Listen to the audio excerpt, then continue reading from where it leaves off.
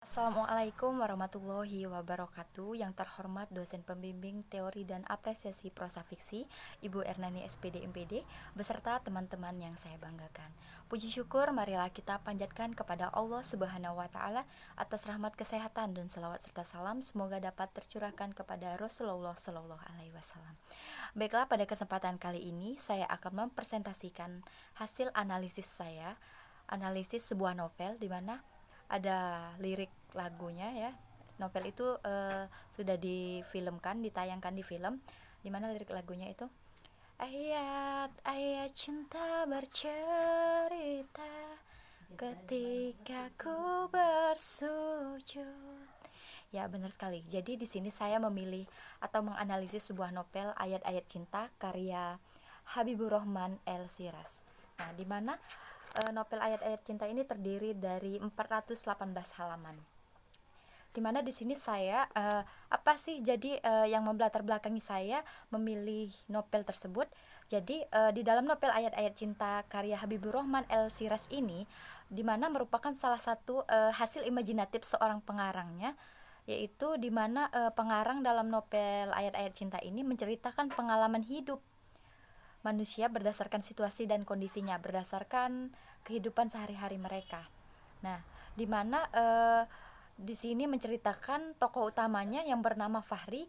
Fahri itu melanjutkan studi di mana dia itu bertahan hidup di negeri orang dan kembali lagi di tanah air dengan membawa segudang ilmu yang dia dapat di saat dia belajar di luar negeri.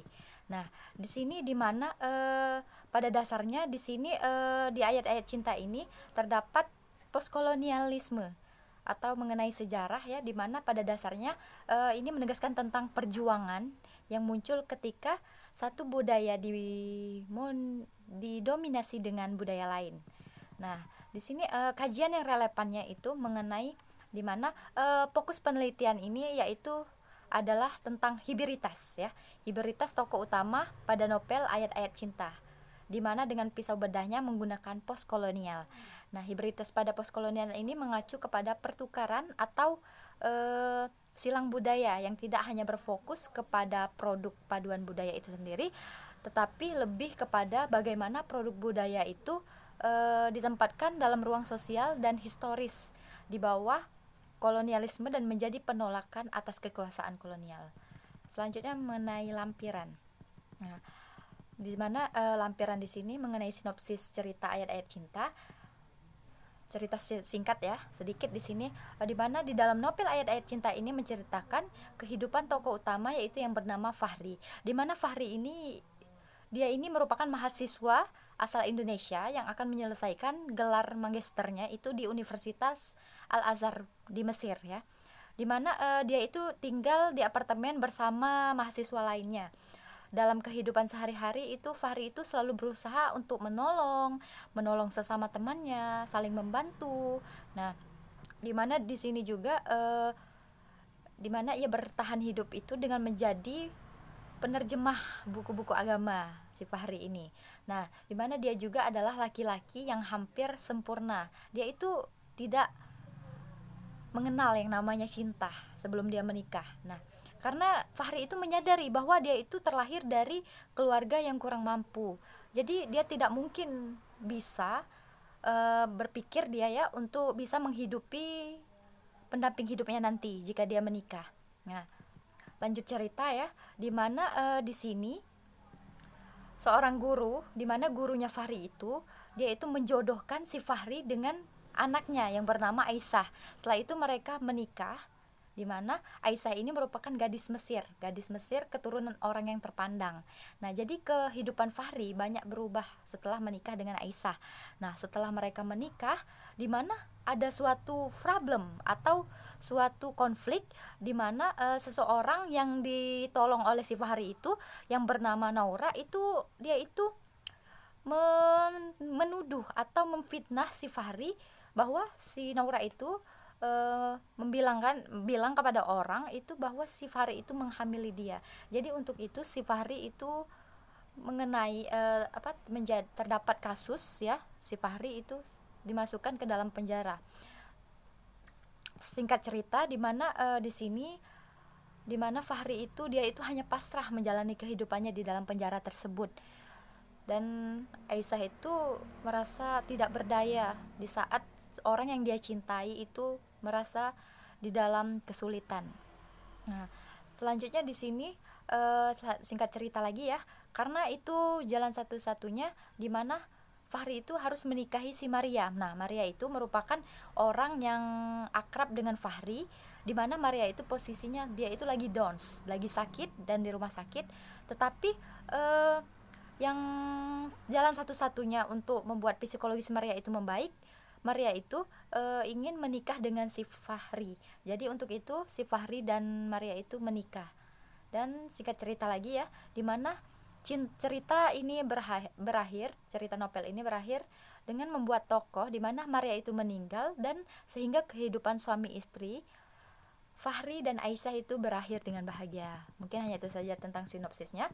Sekarang lanjut ke hasil dan pembahasan. Nah, hasil dan pembahasan di sini pembahasannya mengenai analisis yang saya berjudul Ayat-ayat Cinta. Di sini karya Habibur Rahman El-Shiraz itu menggunakan teori postkolonial. Kita ketahui dulu apa sih yang dimaksud dengan teori postkolonial. Jadi yang dimaksud dengan teori postkolonial itu adalah teori yang dipergunakan untuk menganalisis berbagai gejala kultural seperti sejarah, politik, ekonomi, sastra dan sebagainya. Nah, di mana di sini yang terjadi di negara bekas kolonial Eropa modern. Nah, di mana teori postkolonialisme ini merupakan juga bentuk penyadaran dan kritik atas kolonialisme. Tanda kolonialisme itu dalam teks kritis maupun sastra, dan menilai sifat dan pentingnya efek-efek struktural dari tanda-tanda tersebut. Ini menurut Day dan Forster Kate tahun 2008, itu teorinya. Nah, di mana kajian tentang postkolonial ini itu membahas tentang teks strata pada masa kolonial ya, kolonial, tetapi lebih mengeksplorasikan jejak-jejak kolonialisme dengan pendekatan hiberitas atau hubungan dua budaya yang saling berbeda. Nah, di sini lanjut ya mengenai hasil penelitian. Nah, hasil penelitian itu yang pertama, saya itu dalam novel ini mengenai saya membuat deskripsi tokoh utama di mana yang bernama Fahri dalam novel Ayat-ayat Cinta. Nah, di sini menceritakan tentang kehidupan tokoh utama yang bernama Fahri ya. Dia ini kan tadi mahasiswa Indonesia yang akan menyelesaikan gelar magisternya di Universitas Al-Azhar Mesir. Nah, singkat cerita tadi kan ternyata dengan menikah ia lebih termotivasi untuk mengerjakan tesisnya lewat perjodohan dari salah satu gurunya tadi ya. Nah, di sini ada juga setelah saya menganalisis itu terdapat ternyata ada penyebab hiberitas di dalamnya. Di mana penyebab hiberitas, di mana hiberitas tadi kan adalah suatu hubungan dua kebudayaan yang dengan identitas yang berbeda ya. Nah, di sini mengenai agama dan pendidikan. Nah, di mana dalam isi novel tersebut berbunyi, di dalam metro juga ada dua orang masuk metro yang penuh penumpang. Mereka adalah pemuda dan neneknya. Nah, singkat cerita ya, di mana di sini itu di dalam metro itu tidak ada yang mempersilahkan nenek tersebut duduk. Nah, tidak ada yang mempersilahkan nenek dan bule itu duduk. Karena mengapa? Karena di sini itu tidak paham bahwa di mana masih kuat berdiri tetap duduk, tidak menyilakan nenek itu duduk. Entah karena tidak paham bahasa Inggris atau ketidaksukaannya pada orang Amerika, karena dulunya mereka itu pernah berperang ya, atau pernah mengalami problem. Nah, jadi hiberitas pendidikan moral itu sangat nampak pada kutipan pertanyaan di benaknya Fahri, di mana di sini bahwa biasanya orang Mesir itu memiliki rasa hormat pada orang tua karena nilai itu diajarkan di dunia pendidikan itu, namun karena perlawanan, penolakan dan pertentangan pada kaum barat yang dianggap penjajah dan pengadu domba orang Mesir ya. Untuk itu mereka abaikanlah nilai pendidikan dan norma sosial untuk menduduki atau mendahulukan yang tua renta duduk dalam kendaraan. Nah, itu merupakan salah satu hiberitas agama dalam pendidikan. Dimana contoh lain ya, di sini Ada lagi mengenai, ada contoh lain ya, percakapan ya. My name is Fahri, jawabku sambil mengungkapkan kedua tanganku di depan dada. Aku tidak mungkin menjabat tangannya. Dilanjutkan, ini bukan berarti saya tidak menghormati Anda, tapi dalam ajaran agama Islam, seorang laki-laki itu tidak boleh bersalaman dengan seorang wanita. Nah, di mana di sini menjelaskan agar tidak salah paham, ayat-ayat cinta itu pada halaman 55 ya, terdapat halaman 55. Nah, di sini ada penyebab hiberitas lagi mengenai budaya. Nah, budaya di sini di mana Fahri itu melihat perempuan bercadar yang dimarahi orang-orang Mesir dalam metro dan dimaki oleh Arsa karena membantu nenek tua dan bule yang tidak kebagian tempat duduk dalam metro.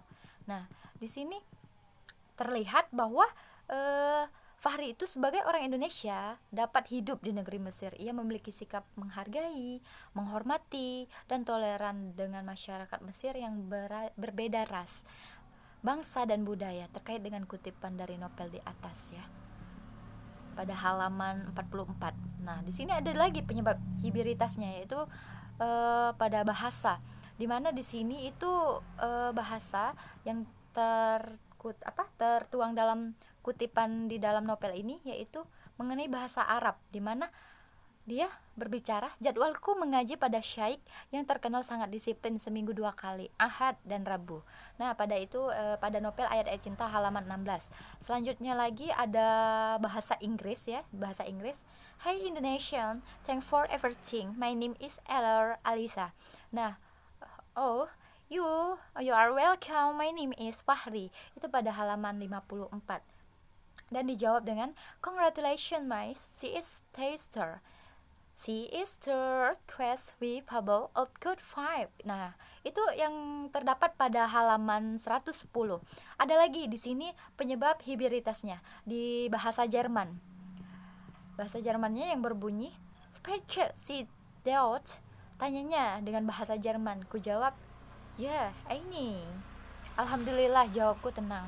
Ya, my name is Fahri, jawabku. Auf Wiedersehen. Nah, ini terdapat pada novel Ayat-ayat Cinta halaman 56. Ada lagi tentang bentuk hiberitas pada tokoh utama dalam novel Ayat-ayat Cinta ini.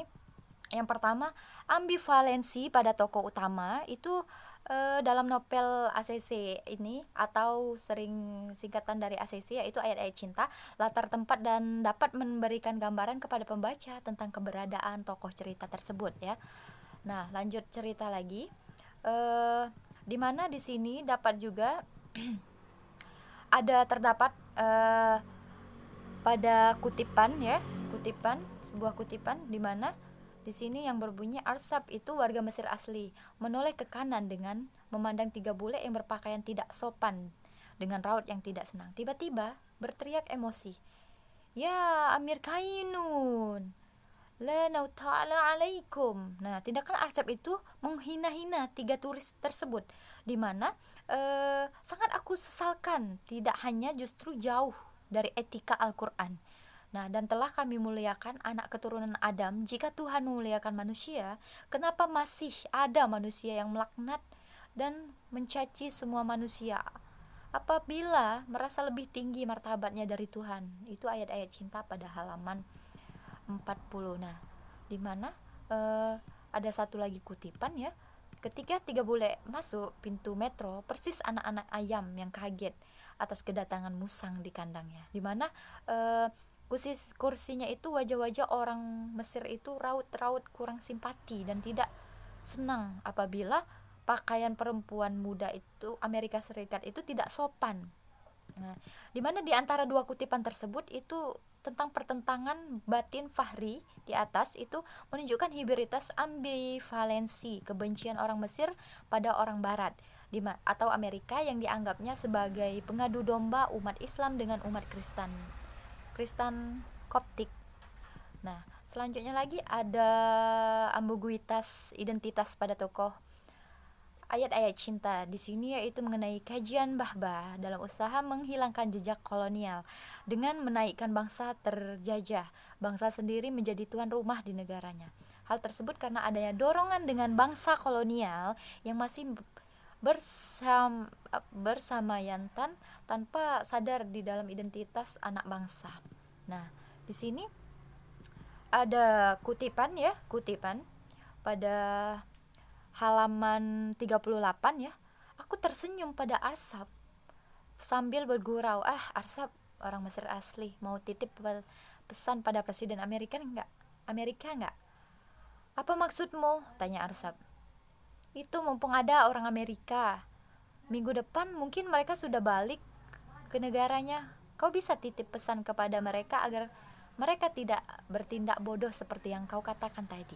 Nah, jadi pada kutipan pertama tadi itu Fahri itu ternyata yang memulai untuk memberi kode pada Arsab akan tiga bule tadi ya, tetapi berujung kemarahan Arsab ketiga bule tersebut karena yang dianggap sebagai pengadu domba bangsa Mesir dengan bangsa Amerika.